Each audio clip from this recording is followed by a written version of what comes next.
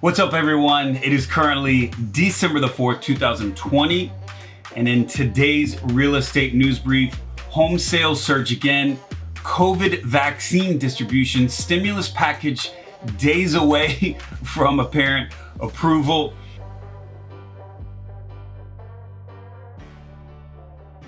I don't know about you folks, but I'm gearing up for a winter wonderland. I'm hoping for a white Christmas holiday season this year. And I'm also, hopefully like you as well, gearing up for the release of the highly anticipated COVID vaccine. And although recently, over the past few days, we've heard that the pandemic has gotten worse, in the next few weeks, we are expecting the distribution of two highly effective vaccines from Pfizer and Moderna, and a possible third from AstraZeneca that will loosen COVID's grip on us as really an entire world. And I'm just curious too, as we look forward to this, what holiday tradition are you most excited to bring back post-quarantine? Leave me a comment here in the post below this video. Would love to feature that holiday tradition here in a video to come. Now, let's start with economic news from this past week. A few things emerged. One, the Commerce Department issued a revised report on third quarter GDP. It remains at an impressive annual pace of 33.1%, and that's the result of an economic rebound after the coronavirus shutdowns. Now, this pace isn't expected to continue by many experts into Q4, but many economists believe it will continue to improve. Others believe that we will face a double dip recession.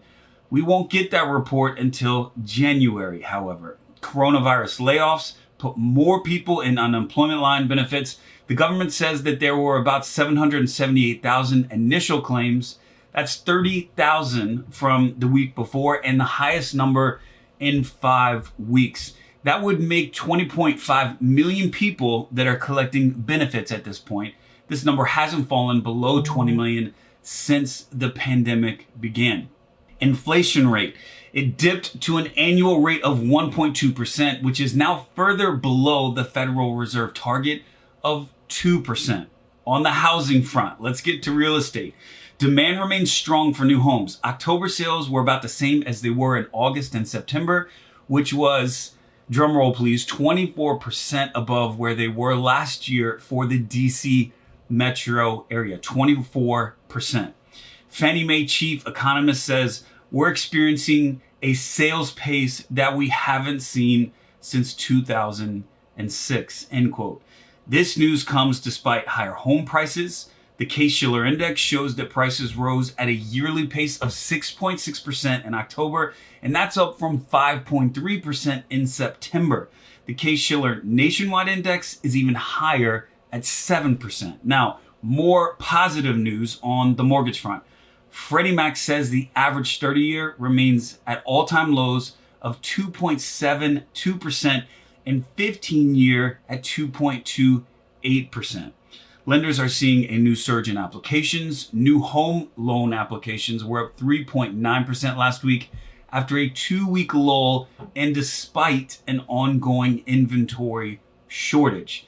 As the clock ticks down on to this December 12th deadline, Speaker Pelosi, this is in stimulus talks, Speaker Pelosi and Senator Schumer are trying to find a compromise with Senator Majority Leader Mitch McConnell over a second stimulus package. The current debate surrounds a proposed $908 billion stimulus package with bipartisan support in the Senate. The $900 billion plan includes $288 billion in small business relief, along with funding for unemployment, schools, airlines, and the important distribution of the vaccine. The major sticking points, though, preventing a deal include funding for state and local governments, of course, and legal protections for businesses operating during the pandemic. Now, key question is, how does this affect you? What are the implications? Well,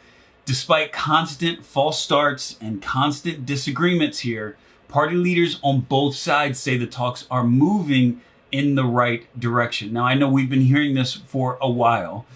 However, they are saying talks are moving in the right direction. House Majority Leader Hoyer believes a deal may be passed by the end of the weekend. Fingers crossed. I'm not holding my breath though.